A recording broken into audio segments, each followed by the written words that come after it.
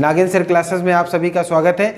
आइए आज Roorkee model paper tradesman का उसका पेपर पढ़ते हैं। और ये पेपर जो टेस्ट एग्ज़ाम हुआ है 28 फरवरी को हुआ है, तो उसी के बेस पर हम पढ़ने जा रहे हैं। देखिए इसका पहला प्रश्न आपका ये है, यदि 2x / x-1 बराबर हो जाएगा -3, तो ये आ जाएगा 2x बटे x-1 बराबर -3। तो 2x बराबर क्रॉस गुणा हम कर देंगे, इसका इसमें गुणा कर देंगे, तो ये हो जाएगा 3x माइनस का वो भी, और ये हो जाएगा प्लस का 3। ये इधर आएगा तो जुड़ जाएगा 5x बनेगा और बराबर ये 3 आ जाएगा, तो x बराबर हो जाएगा 3/5। ये आपका आंसर आएगा और ये ऑप्शन नंबर ए आपका करेक्ट आंसर है। इस तरह से हम इसको सॉल्व कर देते हैं, बहुत मुश्किल का सवाल नहीं है, आसानी से हम सॉल्व कर सकते हैं।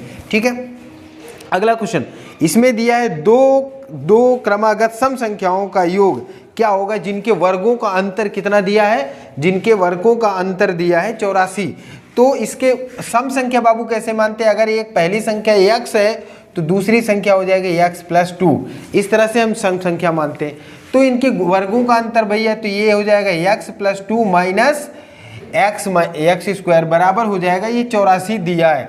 अभी आपको टेंशन होगी क्या है कैसे करें, पर टेंशन लेने की जरूरत नहीं, इसका होल वर्क तोड़ दो आ जाएगा। जैसे होल वर्क करोगे तो x² होगा प्लस 2x होगा प्लस 4 होगा माइनस x² होगा बराबर कितना आएगा 84। अभी ये इससे कट गया तो ये हो जाएगा 2x बराबर 4 ले जाके घटा दो तो बराबर आ जाएगा 80। तो x बराबर कितना आ जाएगा x बराबर आपका कितना आ जाएगा 40।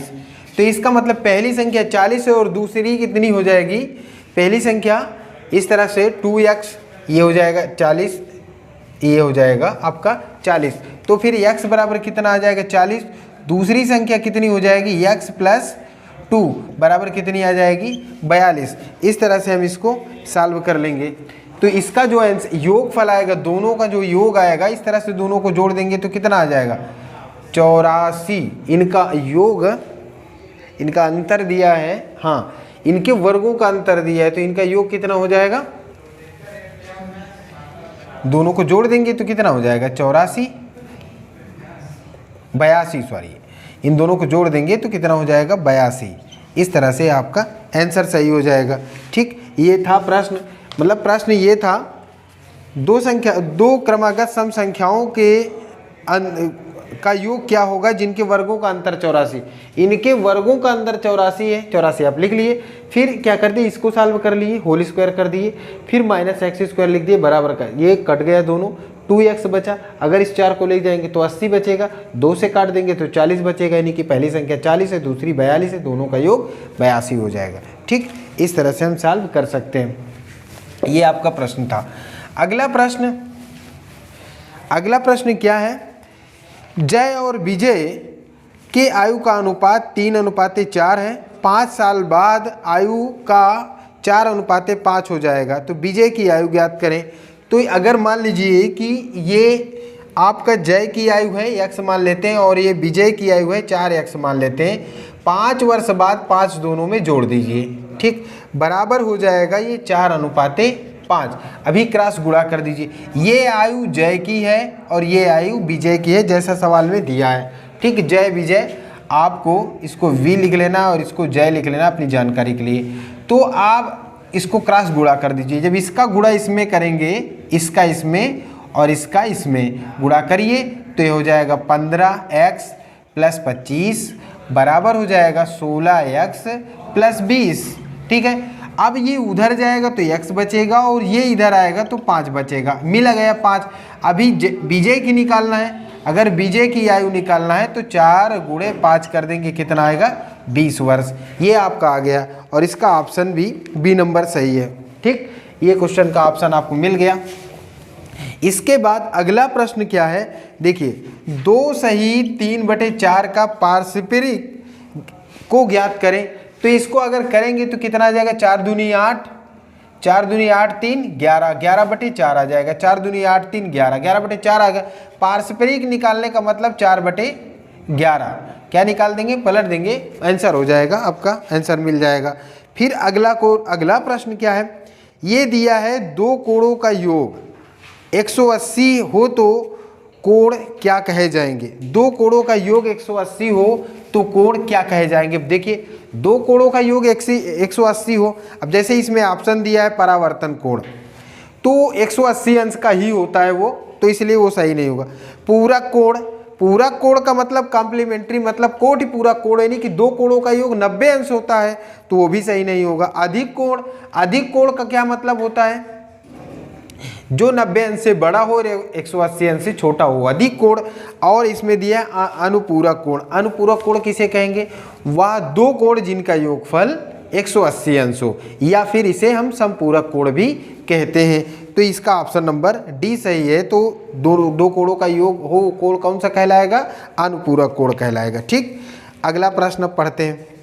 अगला प्रश्न क्या है, कमला ने एक संतरे का 3/5 हिस्सा खाया, उस संतरे का शेष हिस्से को मीनू ने खाया, तो संतरे का कितना हिस्सा मीनू ने खाया।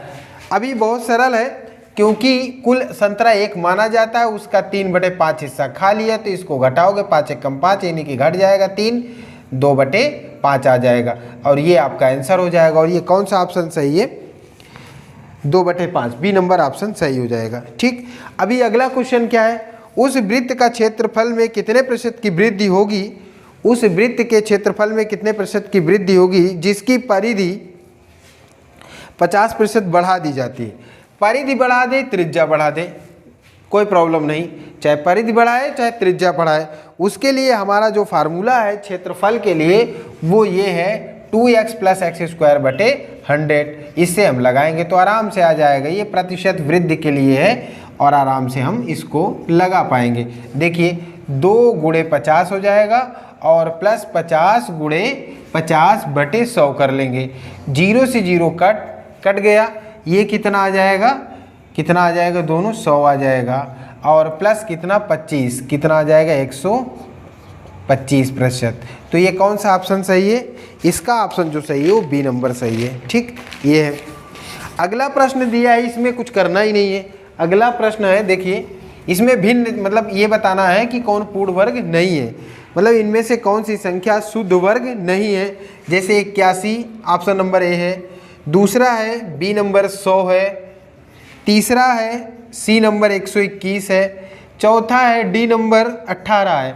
अभी बताइए ये 9 का वर्ग है, ये 10 का वर्ग है, ये 11 का है, ये पूर्ण वर्ग नहीं है, तो डी नंबर ऑप्शन सही हो जाएगा, इसमें कोई दिक्कत नहीं है। अगला प्रश्न है, एक संख्या का 1/3 करने पर 70 प्राप्त होता है, वो संख्या ज्ञात कीजिए। ये भी पूछा गया प्रश्न है, आर्मी में रिपीटेड करता रहता है। तो किसी संख्या का 1/3 माने x का 1/3 70 है, तो वो संख्या ज्ञात करें। एक संख्या को 1/3 करने पर 70 प्राप्त होता है, तो संख्या को ज्ञात करें। किसी संख्या का 1/3 करने पर, 1/3 करने पर वो संख्या क्या होगी, तो अगर 1/3 इसको कर देंगे तो बहुत सरल है, कोई दिक्कत नहीं है। x बराबर कितना आ जाएगा 210, वो संख्या आपको नहीं मिल जाएगी। इस तरह से हम ये भी आंसर जान जाएंगे। इसमें अगला प्रश्न क्या है, यानी कि लास्ट प्रश्न, इसमें देखिए ये प्रश्न है, गणित की परीक्षा में कोई विद्यार्थी 180 अंक के प्रश्न पत्र में 30% देता है और 150 के अंक में दूसरे प्रश्न पत्र में वह कितना प्रतिशत अंक प्राप्त करे कि उसका कुल प्राप्त कम से कम 50% हो जाए। तो पहली बात तो हम पूर्णांक लिख लें, इस परीक्षा का पूर्णांक कितना है, पूर्णांक कितना है 180 और प्लस 150 इस सवाल में दिया है, दोनों को जोड़ देंगे तो 330 आएगा। पूर्णांक जान गए। 50% अंक पाने के लिए कितना है, 50% माने कम से कम 50% अंक, 50% अंक कितना अंक होगा, तो ये हो जाएगा 330 × 50/100 करोगे, काट दीजिए, आपका आ गया 165। हमको इस मतलब 330 में 165 अंक चाहिए, 330 में 165 अंक चाहिए।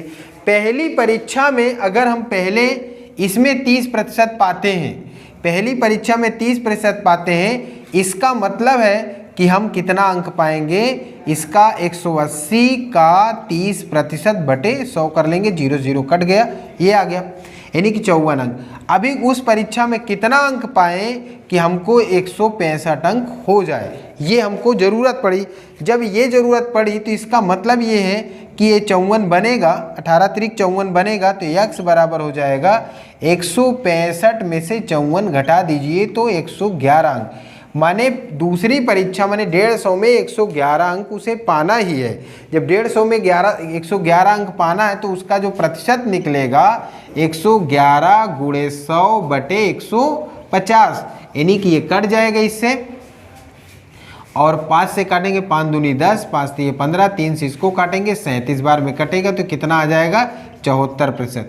यानी कि वो इस परीक्षा में माने 150 में 74% अंक पाएगा, तभी वो उत्तीर्ण होगा, माने 50% ओवरऑल बनेगा, वरना वो 50% पूरा नहीं कर पाएगा। ठीक इस तरह से हम इस प्रश्न को हल करते हैं। ठीक, अब आगे देखिए अगला प्रश्न इसमें जो दिया है, अगला प्रश्न ये कह रहा है, बहुत बढ़िया प्रश्न है, 450 सेब में से 30% सेब खराब हो गए, उसके पास अच्छे सेब कितने बचे, मतलब 70% बचे। अच्छे सेब निकालिए, चाहे तो 450 को 30% निकाल के घटा दीजिए, तो अच्छे सेब 30% खराब हो गए, इसका मतलब 70% सेब बचे। तो आप इसको सॉल्व कर लेंगे, कट जाएगा, कितना आएगा, गुणा करेंगे, 7 × 5 = 35 आ जाएगा, और 7 × 4 = 28 और 3 × 31 होगा, यानी कि 315 सेब। इस हिसाब से सी नंबर ऑप्शन इसका सही हो जाएगा, और ये सरल भी है, कोई दिक्कत नहीं होगी इसमें। इसमें एक और प्रश्न है, अगला प्रश्न ये दिया है कि 2 पाइप ए और बी एक टैंक को क्रमशः 20 मिनट और 30 मिनट में भर सकते हैं। यदि दोनों पाइप एक साथ खोल दिए जाए तो टंकी भरने में कितना समय लगेगा। तो इसके लिए बहुत आसान सी ट्रिक है, समय बराबर ये है, हम क्लास में लगातार इस प्रश्न को बताते रहते हैं, तो इसलिए बहुत मुश्किल नहीं है, आराम से लग जाएगा। 20 × 30 बटे 30 20 50 दोनों को जुड़ जाता है, और ये काट दीजिए इसको, 5 × 4 = 20, कितना आ जाएगा 12 मिनट। ठीक है, इस तरह से ये भी क्वेश्चन आपका सॉल्व हो गया। ठीक, इसमें एक और प्रश्न है, अगला प्रश्न देखते हैं। इसमें ये हो गया, तो सरल था। आगे देखते हैं अगला प्रश्न क्या है, a बराबर b है। यदि a बराबर b है तो 16a - b का मान, बहुत सरल प्रश्न है। अगर ये दोनों बराबर हो जाए तो इसका मान क्या हो जाएगा, a से a घट जाएगा तो कितना आएगा 0। भाई a से a घटाएंगे तो कितना आएगा 0 आ जाएगा, दोनों बराबर हो जाए तो उसका मान 0 आ जाएगा। और उसके बाद एक प्रश्न इसका और देख लीजिए, जो आखिरी प्रश्न है वो ये है, 133 135 137 का क्या निकालना है, औसत निकालना है। क्या निकालना है, इसका औसत निकालना है। अब एक बात जान लीजिए, जब औसत में बराबर का डिफरेंट, इसका अंतर कितना है 2 का, इसका अंतर कितना है 2 का, तो औसत बहुत आसानी से निकाल लेते हैं। अगर अंतर बराबर हो तो पहली संख्या और अंतिम संख्या जोड़ के 2 से भाग दे देते हैं। वैसे औसत का तरीका तो यही है, सबको जोड़ के 3 से भाग दें, लेकिन अगर अंतर सबका बराबर होता है तो बहुत आसानी से निकाल सकते हैं। दोनों को जोड़ के भी आप भाग दे सकते हैं, और अंतर बराबर है तो उसका जो बीच में आता है वही औसत भी हो जाता है। ये भी आप जान लीजिए, जब अंतर अगर बराबर हो तो जो बीच में हो वही उसका औसत आ जाता है। तो इसलिए चाहे आप देख लीजिए जोड़ के, 133 + 137 बटे हो जाएगा 2, इसको जोड़ोगे तो 7 3 10 की 0 हो जाएगा, 3 3 6 1 7 हो जाएगा, 2 यहाँ पे आएगा बटे, यहाँ पे 2 लिखेंगे, फिर 2 से काट दीजिए, 2 1 कम 2 आ जाएगा, और 2 3 6 2 5 6 10। देखो ना, 135 हम बता ही रहे थे कि अगर अंतर बराबर है तो जो बीच में है वही आंसर होगा। तो इसलिए इसका ऑप्शन नंबर सी सही हो जाएगा। तो ये आपका सही हो गया। जैसे जैसे हमको मॉडल पेपर मिलते जाएंगे, पेपर होंगे, वो आपको कराते रहेंगे। और चैनल को सब्सक्राइब करिए, शेयर करिए, कमेंट करिए। Thank you.